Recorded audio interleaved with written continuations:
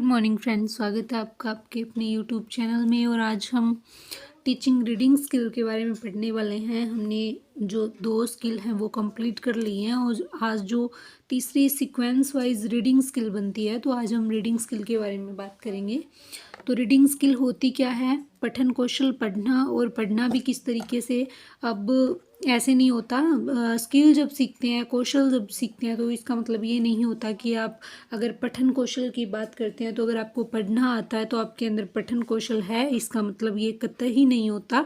Reading skill के अंदर आपको प्रॉपर पढ़ने का पता होना चाहिए, किस तरीके से आप पढ़ रहे हैं, कैसा आपका प्रोनाउंसिएशन है, आप मौन वाचन कर रहे हैं, सहस्वर वाचन कर रहे हैं, किस तरीके से आप रीड करते हैं। Reading is an active skill.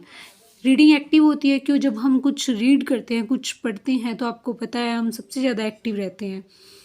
और जहाँ तक मुझे लगता है कि हमें मौन वाचन सिखाया जाता है 5वीं कक्षा के बाद में, यानी 5th क्लास के बाद में हमें जो सहस्वर वाचन है उसको पीछे छोड़ना पड़ता है, क्योंकि हम जब बड़े हो जाते हैं या बड़ी क्लासेस में हो जाते हैं तो उस टाइम ऐसे बोल के पढ़ना वियर्ड लगता है, अच्छा नहीं लगता, इसीलिए हमें मौन वाचन सिखाया जाता है। लेकिन मेरा पॉइंट ऑफ व्यू ये है कि हम एक्टिव तभी रहते हैं जब हम थोड़ी बहुत शोर करके, थोड़ा बहुत आवाज़ करके पढ़ते हैं। अगर हम मन ही मन पढ़ते रहेंगे तो हमें उतनी देर तक दिमाग कंसंट्रेट नहीं रहता जितना रहना चाहिए। अगर आप किसी भी तरीके से मन में बोल रहे हैं, होठ हिला रहे हैं, या किसी भी तरीके से थोड़ी बहुत भी आवाज़ करके पढ़ रहे हैं, पठन कर रहे हैं, रीडिंग कर रहे हैं, तो आप एक्टिव हैं। तो reading is an active skill, यानी एक्टिव स्किल है, इसमें एक्टिव रहना जरूरी है।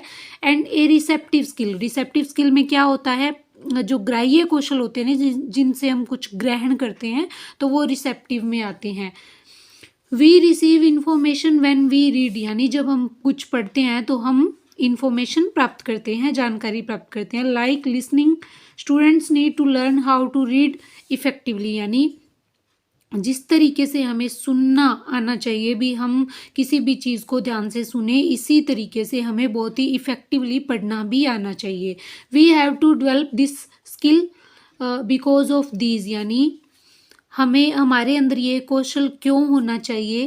प्लेजर, सर्वाइवल, वर्क, स्टडी, ये दैनिक दिनचर्या की जितनी भी चीज़ें होती हैं, इनके लिए हमें रीडिंग करना आना चाहिए। आपने देखा होगा कि न्यूज़पेपर पढ़ते हैं कई इंसान, तो क्या वो न्यूज़पेपर का एक एक वर्ड पढ़ते हैं? नहीं पढ़ते। आप कभी भी आपके घर में अगर कोई न्यूज़पेपर पढ़ रहा है, आपका कोई बड़ा बहन भाई है, मम्मी पापा है, जो भी हैं, अगर आपने उनको कभी न्यूज़पेपर पढ़ते हुए देखा है, तो आप उनसे पूछ के देखना कि इतने बड़े न्यूज़पेपर में वो क्या पढ़ते हैं। ठीक है, तो वो जो भी पढ़ते हैं वो उनकी स्किल के अंदर आता है। न्यूज़पेपर पढ़ना भी एक स्किल होती है। अगर आपको ये नहीं पता है कि न्यूज़पेपर को पढ़ना कैसे है, तो आप चाहे उसके अंदर पूरा दिन लगा देना, आप नहीं समझ पाओगे। एक छोटा सा किस्सा है विवेकानंद जी का। वो कहीं फॉरेन कंट्री जा रहे थे, तो उस टाइम क्या हुआ कि उन्होंने हवाई जहाज़ के अंदर पायलट से न्यूज़पेपर मांगा। तो पायलट ने बोला कि ये जो न्यूज़पेपर है अभी मैंने पढ़ा नहीं है। तो उन्होंने कहा कि कोई बात नहीं, मैं पढ़ के आपको रिटर्न कर दूंगा। तो जब वो पढ़ रहे थे तो वो किसी कारणवश जहाज से बाहर वो न्यूज़पेपर गिर जाता है। तो पायलट जो है वो डांटता है स्वामी विवेकानंद जी को कि ये आपने क्या किया, मैंने तो ये न्यूज़पेपर पढ़ा भी नहीं था। तो स्वामी विवेकानंद जी बोलते हैं कि आप मुझे एक कॉपी दे दीजिए, मैं आपको वो सारी न्यूज़ जो उसके अंदर थी वो एज इट इज़ लिख के दे दूंगा। तो उन्होंने वो सारा न्यूज़पेपर कॉपी पे उतार के दे दिया। तो वो उनकी एक स्किल थी। यानी न्यूज़पेपर पढ़ने के तरीके होते हैं कि उनके अंदर हम क्या पढ़ते हैं। हमारे जैसे जो कंपटीशन की तैयारी करते हैं, जैसे आईएएस की तैयारी कर रहे हैं, आपने पता होगा, आपने कभी सुना होगा कि वो न्यूज़पेपर भी पढ़ते हैं ना। क्यों? उसके अंदर क्या उनके लिए क्वेश्चन थोड़ा होते हैं, या फिर जो ऑप्शनल जैसे हम तैयारी करते हैं उस तरीके का कुछ नहीं होता, लेकिन उसके अंदर इंपॉर्टेंट न्यूज़ होती है जो उनके लिए ज़रूरी होती है, वो पढ़ते हैं। हमारे घर में अगर कोई पढ़ता है तो वो उस हिसाब की न्यूज़ पढ़ेगा, सारा न्यूज़पेपर कोई नहीं पढ़ता। ठीक है, तो ये एक स्किल होती है, रीडिंग स्किल होती है। We read the following things for pleasure: magazines, newspaper, stories, novels, plays, letters from friends and relatives, यानी हम अपने मनोरंजन के लिए कुछ चीज़ें पढ़ते हैं, ठीक है, जैसे मैगजीन होगी, न्यूज़पेपर हो गए, स्टोरी होगी, नॉवेल हो गए यानी उपन्यास जो होते हैं, प्लेज नाटक भी आते हैं लिखे हुए, लेटर्स जो हमारे फ्रेंड्स और रिलेटिव्स के तरफ से आते हैं। अब तो ये ज़माना नहीं रहा लेटर आने वाला, आजकल तो वीडियो कॉलिंग होती है, पहले आया करते थे लेटर्स। तो वो सारी चीज़ें होती हैं जो प्लेजर के लिए होती हैं, जो हमारा मनोरंजन होता है, इंटरेस्ट होता है, वो मेक करती हैं ये सारी चीज़ें। Headlines, holiday, photograph, captions, poetry and literature, यानी ये सारी चीज़ें भी बहुत सारे लोग इनके शौकीन होते हैं, ठीक है। जैसे फोटोग्राफ, कैप्शन होते हैं, आपको फिल्म इंडस्ट्री की जो न्यूज़ मिलती है उसके अंदर ऐसा होता है, पोइट्री होती है, ठीक है, लिटरेचर साहित्य की जो चीज़ें होती हैं वो चीज़ें पढ़ते हैं। We read the following for survival, survival होता है हम अपनी जो जीवन जी रहे हैं उसकी दैनिक दिनचर्या के लिए भी हम पढ़ते हैं। कैसे? Bus and train time tables, instructions for use, job advertisements, directions, forums, bills and receipts, official notice, street signs, names of places, contracts and agreements, phone directories, ठीक है। तो इस तरीके से ये सारी चीज़ें जो डेली हमारी काम है, जैसे किसी बस और ट्रेन का टाइम टेबल हो गया, कोई रूल लिखे हुए हैं, आप कहीं जाते हैं तो आपको बहुत सारे रूल लिखे हुए मिलते हैं, डायरेक्शन मिलते हैं, ठीक है, कोई फॉर्म निकला है तो उसको आप पढ़ेंगे, कोई जॉब की एडवर्टाइजमेंट हो गई, बिल आते हैं, है ना, कोई जो रसीद होती है उसको पढ़ना होता है। तो बहुत सारे हमारे जो हम जीवन जी रहे हैं, दैनिक दिनचर्या है, उसके अंदर भी हमें बहुत सारे काम पड़ते हैं जिनके अंदर हमें कुछ ना कुछ पढ़ना पड़ता है। We have to read the following for work, यानी काम के लिए भी पढ़ते हैं, जैसे reports, catalogues, workshop manuals, notice boards, professional journals, minutes of meetings, advertisements and business letters. जो कोई बिजनेसमैन है, जो डेली जो कार्य करता है, जो काम करते हैं, वो भी उनके भी ये सारी चीज़ें डेली उनके जीवन में होती हैं और उनको पढ़ना पड़ता है, डेली उनके सामने आती है।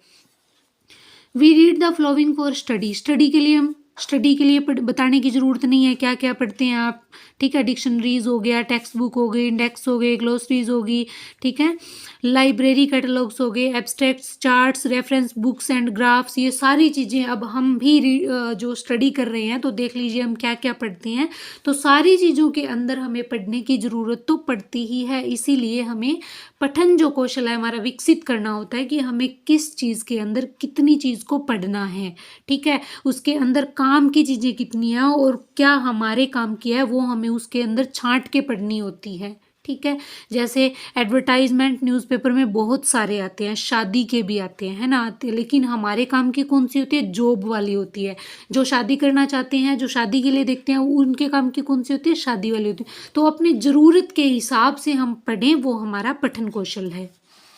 The task of teaching reading में be divided into parts for convenience as follows, यानी रीडिंग करते टाइम हमें डिवाइड करना होता है कि हम किस तरीके की रीडिंग करेंगे, ठीक है। रीडिंग अलाउड ओरल रीडिंग, जिसमें मौखिक जो उसकी सह स्वर वाचन होता है, जो बोल बोल के पढ़ना होता है। साइलेंट रीडिंग, मौन वाचन। इंटेंसिव रीडिंग होता है हमें कोई चीज़ याद मतलब कोई चीज़ याद करने की दृष्टि से पढ़ना, ठीक है, मतलब उसको हमें दिमाग में बिठाना है। एक्सटेंसिव रीडिंग होती है, रैपिड रीडिंग होती है, जिसके अंदर कुछ याद नहीं करना, जैसे स्टोरी हम क्यों पढ़ते हैं? मनोरंजन के लिए, है ना। क्या उसमें कुछ याद करना होता है? नहीं याद करना होता, हमें बस उसको रीड करना होता है अपने मनोरंजन के लिए। सप्लीमेंट्री रीडिंग और लाइब्रेरी रीडिंग, लाइब्रेरी में किस तरीके से होता है आपने देखा होगा, लाइब्रेरी में चुप रह के पढ़ना होता है, बिल्कुल भी उसके अंदर आवाज़ नहीं कर सकते।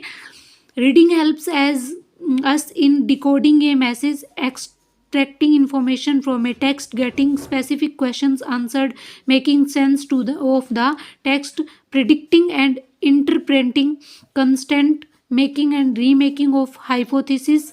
Reading is an interactive process, a constant process of गेसिंग, यानी रीडिंग जो होती है वो हमें बहुत सारे कार्य करने के लिए प्रेरित करती है, हमें एबल बनाती है, जिसके अंदर हमें किसी को टेक्स्ट करना है, किसी को कुछ कहना है, कोई चीज़ पढ़नी है ना।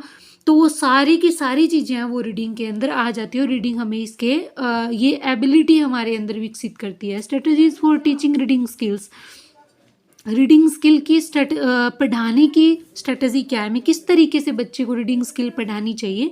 देर are 2 types of reading task, elementary reading task, ठीक है, और intermediate and advanced reading comprehension. Intermediate and advance reading, तो दो तरह की रीडिंग होती है। एलिमेंट्री होती है सबको पढ़ाना, इंटरमीडिएट एंड एडवांस रीडिंग होती है। एलिमेंट्री होती है शुरुआती दौर में, इंटरमीडिएट एडवांस होती है हायर एजुकेशन के लिए, ठीक है। The teacher should do the following things for elementary reading task, यानी शुरुआती दौर में हमें बच्चे को किस तरीके से रीडिंग करने के लिए प्रेरित करना चाहिए। Use black board for flash cards and ask the class to read them and match the words, questions etc. to the right pictures। यानी इसके अंदर हम ब्लैक बोर्ड पे, फ्लैश कार्ड्स पे बच्चे को कुछ लिख के दे सकते हैं, बच्चे से पूछ सकते हैं कि इसको मैच करो वर्ड्स को, क्वेश्चंस को। Ask loads of questions based on the pictures, जो पिक्चर्स होती है उन पे बेस बहुत सारे क्वेश्चन पूछ सकते हैं। Ask the class if they can read the instructions for exercises, यानी बच्चों को बहुत सारे इंस्ट्रक्शंस और एक्सरसाइज को पढ़ने के लिए कह सकते हैं। Check whether the students have understood the words instructions, यानी बच्चों को इंस्ट्रक्शंस और वर्ड्स को समझने के लिए कह सकते हैं।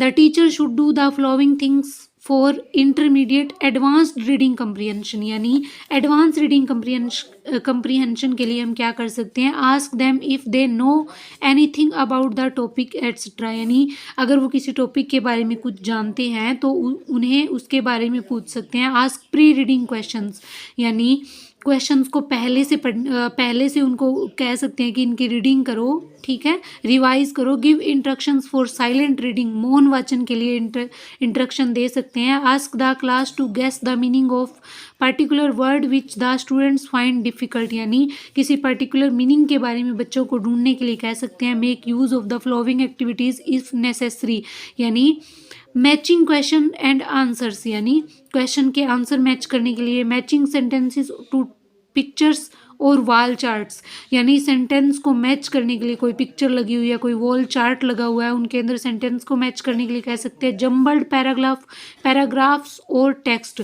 यानी जो पैराग्राफ होते हैं बीच बीच में उनके अंदर वर्ड मिस होते हैं, उनको पूरा करने के लिए कह सकते हैं। Make use of the following exercises on reading passage, true false के बारे में बता सकते हैं। General comprehension questions based on text, general जो कंप्रीहेंशन क्वेश्चंस होते हैं उनके बारे में बच्चों को पूछ सकते हैं। इंटेंसिव क्वेश्चंस बच्चे को पूछ सकते हैं। Filling in the blanks exercise के फिल इन द ब्लैंक वाले होते हैं, खाली स्थान होते हैं, वो भरवा सकते हैं। General guidelines for teaching reading skills, जो टीचिंग रीडिंग स्किल है उसकी जनरल गाइडलाइन क्या होती है। Teaching reading skill is a challenging but exciting task. There are some general guidelines which the teachers must keep in mind while teaching reading skills. The teacher should, यानी बच्चे जब reading करना सीखते हैं या कोई भी टीचर जब बच्चे के अंदर रीडिंग स्किल विकसित करना चाहता है तो उसे क्या करना चाहिए, कौन सी ऐसी सामान्य गाइडलाइंस होती हैं जिनको फॉलो करना चाहिए। Decide the objective of the lesson, यानी जो लेसन है उसके ऑब्जेक्टिव यानी उसके लक्ष्य निर्धारण करने चाहिए। Decide which words they will teach, यानी जिन वर्ड्स को टीच करवाना है उनको डिसाइड करना चाहिए। Plan and introduction to the topic and prepare visual way they need, यानी किसी मतलब टॉपिक के बारे में इंट्रोड्यूस करवाना चाहिए, उसका प्लान तैयार करना चाहिए। आस्क 3 कंप्रीहेंशन क्वेश्चंस और ट्रू फॉल्स नोट, यानी 3-4 उनको कंप्रीहेंशन क्वेश्चंस उनके बारे में हाँ नहीं का जवाब उनसे लेना चाहिए क्वेश्चन पूछ के। तो इस तरीके से बच्चे के अंदर रीडिंग स्किल विकसित कर सकते हैं।